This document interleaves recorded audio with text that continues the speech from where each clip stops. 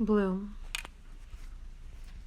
If my body is a temple and my love is a garden, and forgive me for asking, I beg your pardon, but please tell me, what kind of visitor are you?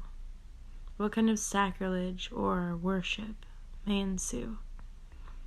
Are you the kind that sits and talks for hours, but goes home to a different garden with different flowers?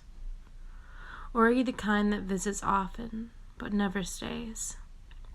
The kind who regularly spends many sunny days, laughing and being clever and funny, while I am rapt and happy for current company, and you, never touching, never taking, your heart always on the verge of breaking, as you, yet again, miss out because you assume something is too good for you.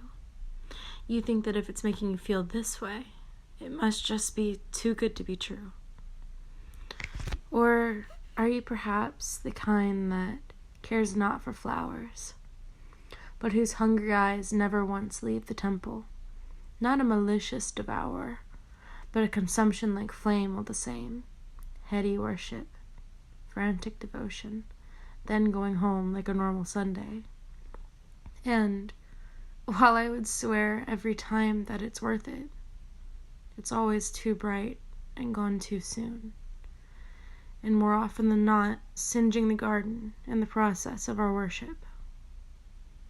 Oh, I've had clumsy green gardeners and worshippers with part-time prayers, those who like to visit often. There were even once a few long-time stayers. But God, how I could bloom under the hands of someone who cares to know what I need. How to tend the garden and not resent the flowers, how to worship in the temple alongside me. Maybe one day I will find it. Until then, there are stomped on flowers and singed up petals. There are cracks in the columns of my now loved temple.